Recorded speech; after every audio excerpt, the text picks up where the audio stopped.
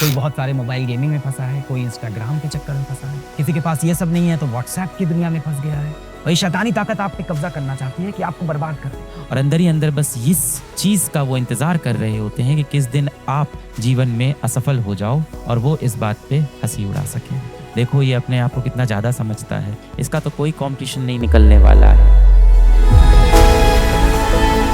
मेरा घर बिक गया था क्लास 6 में, तो हम लोग किराए के घर पे चले गए थे। इलाहाबाद में एक जगह है, बेनीगंज करके एक जगह है इलाहाबाद में, उसके पास में हम लोग नयापुरवा एक जगह है, वहाँ पे असल में किराए के घर पे गए थे। और मेरे स्कूल का एक बड़ा ही अच्छा मेरा मित्र था, और क्लास 6 से हम लोग साथ में स्कूल जाते थे, वही साइकिल से बगल में साइकिल चला के। और मैं इतना बड़ा बेवकूफ था, मुझे याद है कि एक बार मैं घर से निकला और स्कूल पहुंच गया और साइकिल के करियर पे मेरा बैग तक नहीं लगा था। मैं पता नहीं अजीब दुनिया में रहता था, बहुत ही भोंदू बच्चा था मैं। तो साइकिल के करियर पे मेरा बैग ही नहीं लगा था, बिना बैग लिए स्कूल पहुंच गया था मैं उसके साथ। तो स्कूल पहुंचते वक्त उसने देखा, बोला पांडे, मेरे को पांडे बोलते हैं दोस्त, बोला पांडे बैग कहाँ? हमने कहा यार घर पे छूट गया। फिर उसके बाद हम सब अलग अलग कॉलेज चले गए, स्कूल में बहुत मस्ती की साथ में। हमेशा हम लोग कहीं भी घूमने जाते थे ना, तो घूमने का प्लान हमेशा भी बनाता था कि कहाँ पिकनिक पे चलना है, हमेशा वही डिसाइड करता था कि यहाँ चलेंगे और शाम को कोचिंग के बाद यहाँ मिलेंगे सब लोग, यहाँ मेरे घर पे बैठेंगे और एग्जाम खत्म होने के बाद हम लोग यहाँ पे घूमने चलेंगे। पांडे तुम्हारे पास पैसा नहीं है, कोई नहीं, तुम्हारे हिस्से का 100 रुपए मैं दे दूंगा। और इस तरह का मेरा दोस्त था। फिर हम लोग सब कॉलेज चले गए, और कॉलेज जाने के बाद ऐसा होता है कि हम लोग अपने स्कूल के दोस्तों से कुछ दिन के लिए थोड़ा दूर हो जाते हैं। और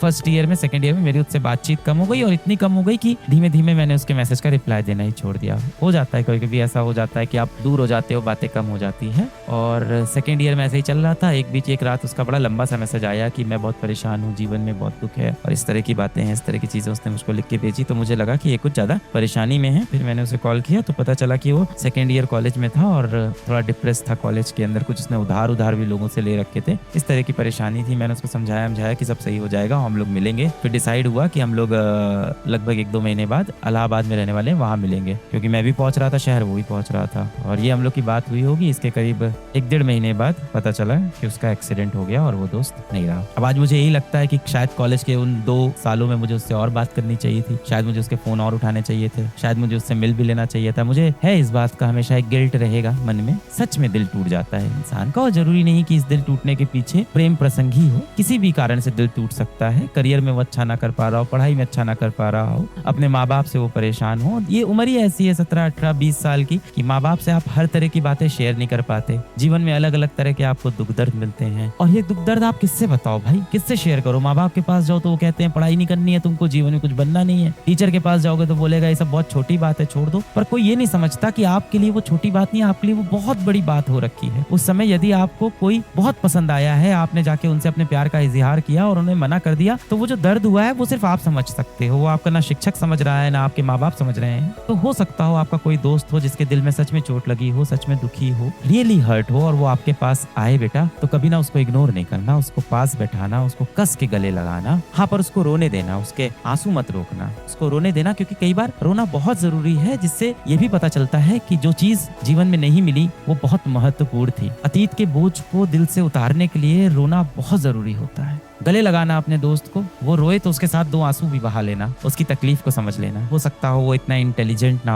हो सकता हो वो इतना कूल ना हो, इतना स्मार्ट ना हो सकता हो कि वो दिखने में इतना अच्छा ना हो, कपड़े इतने अच्छे ना पहनता हो, आपके जैसे उसके क्लास या स्टेटस ना हो, पर अगर सच में सच्चा इनोसेंट दोस्त है तो यार उसको थाम के रखो। बहुत कम लोग अब आपको जीवन में ऐसे मिलने वाले हैं जो आपको सच में प्रेम करेंगे, और सच्चा प्यार करने वाले लोग इस दुनिया में बहुत कम हैं। बड़ी मुश्किल से मिलते हैं वो लोग जो आपको सच्चा प्रेम करते हैं। सच्चा प्यार करने वाले लोग बहुत मुश्किल से मिलते हैं, उनकी बहुत इज्जत करो, उनको अपने पास रखो, उनसे बात करते रहो। आपको नहीं पता है आप उनको कब खो दोगे, कब वो जीवन से चले जाएंगे। आप जिनसे बहुत प्रेम करते हैं, आप जिनको बहुत चाहते हैं, हो सकता हो ये आपका कोई पेट भी हो सकता है। भाई जानवरों से भी उतना ही प्यार होता है जो घर पे रहते हैं। घर पे जो कुत्ता रहता है वो आपके भाई या बहन समान ही हो जाता है, उतना ही प्रेम होता है उससे, उसके लिए भी आपकी मम्मी समान ही होती है।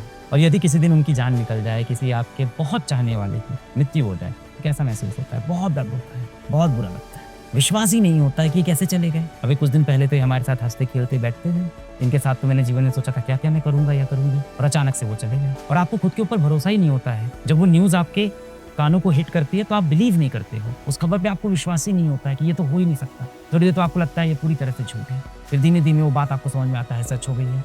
फिर पूरा दिन आपकी आंख में, आपके दिमाग में वो व्यक्ति घूमता है। फिर आपको उस दिन यही समझ में आता है कि लाइफ इज वेरी अनप्रेडिक्टेबल। इसलिए लाइफ के सफर को एंजॉय करना बहुत जरूरी है। हर एक दिन जो ऊपर वाले ने हमें दिया है ये तोहफा है, इसे एंजॉय करना है। आज हम आप जो चल रहे हैं जिस रास्ते पे, वो सक्सेस का ही रास्ता है और उस रास्ते में आपको खुश रहना चाहिए। कैसा हमने प्रेशर बना दिया कि नन्हे मुन्ने बालक कह रहे हैं कि जीवन में मोटिवेशन नहीं है, जीवन में दुख है, डिप्रेशन है। अंदर से यही फीलिंग आती है, अंदर से बस यही महसूस होता है कि ना मैं अच्छा बेटा बन पाया, ना मैं अच्छा भाई बन पाया, ना मैं किसी का बहुत अच्छा मित्र बन पाया, ना मैं एक बेहतरीन शिष्य बन पाया। जीवन साथी तो शायद मेरे को कभी मिलना ही नहीं था, तो वो मुझे मिला नहीं। जिंदगी हमें रुला रही है और हम रोए जा रहे हैं। अब देखो, इसका कारण कहीं ना कहीं आप खुद भी हो। जब आपको लगता है ना कि मैं अपने माँ बाप का अच्छा बेटा नहीं बन पाया, एक आदर्श बेटा नहीं बन पाया, अपने बड़े भाई का एक आदर्श छोटा भाई या आदर्श बड़ा भाई नहीं बन पाया, मैं सच में किसी से मित्रता नहीं निभा पाया, एक अच्छा दोस्त नहीं बन पाया, मैं अच्छा शिष्य नहीं बन पाया, अच्छा स्टूडेंट नहीं बन पाया, और मेरे इरादे तो नेक थे, पर यह कठिन जिंदगी मुझे आगे बढ़ने ही नहीं दे रही है। मैंने तो हर बार कोशिश की थी कि मैं पूरी ईमानदारी से अपना कर्तव्य निभाऊंगा, पर ये हो ही नहीं पाया। कुछ नहीं है, आपका दिमाग ना अभी बहुत छोटा है, और सबसे बड़ी बात, इस दुनिया में आपके अगल बगल बहुत शैतानी ताकत है जो आपको गुमराह करने की कोशिश कर रही है। देखिए, अगर इस दुनिया में भगवान है तो शैतान भी होगा, और अगर शैतान है तो वो क्या चाहता होगा?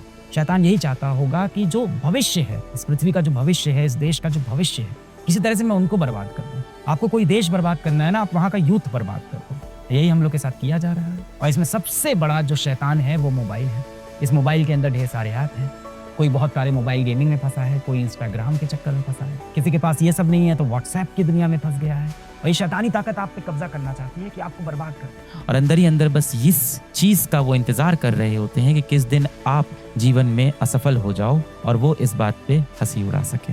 आपके मुंह पे तो बहुत सीधे बनेंगे, आपकी बहुत तारीफ करेंगे, बहुत मीठा बोलेंगे, पर जैसे ही आप महफिल से हटते हो तुरंत पीठ पीछे चालू हो जाते हैं कि देख रहे हो कितना ये बनता है अपने आप को, देखो ये अपने आप को कितना ज़्यादा समझता है, देखना ये तो पक्का फेल होगा इस बार एग्जाम में, इसका तो कोई कंपटीशन नहीं निकलने वाला है, ये कितना खराब लगता है, कपड़े देख रहे हो उसके कितने लो क्लास हैं। आप हमेशा देखो, जो बुरा रास्ता होता है ना, जो शैतान का रास्ता होता है, जो छल का रास्ता होता है, जो चोरी का रास्ता होता है, वो अक्सर आसान रास्ता होता है। और हमारे दिमाग को ऐसा ही प्रोग्राम किया गया है कि हम हमेशा आसान रास्ते को चुन लेते हैं। दिन भर लगे हुए हैं इंस्टाग्राम पे, कुछ नहीं कर रहे हैं, ना अपनी कोई फोटो डाल रहे हैं, ना कोई कैप्शन लिख रहे हैं, ना स्टोरी लगा रहे हैं, कुछ नहीं। दिन भर बस दूसरों की जिंदगी देखे जा रहे हैं, स्क्रॉल करते हुए दूसरों का जीवन देखते जा रहे हैं। इंस्टाग्राम पे देख लेते हैं 16-17 साल के बच्चों का कपल बन गया है, प्यार मोहब्बत हो गई है, फिर फोमो फील हो जाता है कि यार मेरे साथ कोई क्यों नहीं है। फिर कोशिश जारी, व्हाट्सएप पे कोशिश जारी है, दिन भर रात भर। सामने वाले व्यक्ति को आप मैसेज किए जा रहे हो, उनका रिप्लाई आए ना आए, फिर से मैसेज किया, फिर उनका रिप्लाई नहीं आया, फिर मैसेज किया, फिर रिप्लाई नहीं। सामने वाला व्यक्ति आपको इग्नोर कर रहा है। इतनी सी बात आपको क्यों नहीं समझ में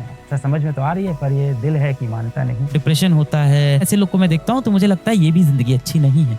हम सब खुश रहने के लिए पैदा होते, तो ये भी आपको, आपके माँ बाप ऐसी जिंदगी भी नहीं चाहते आपके लिए।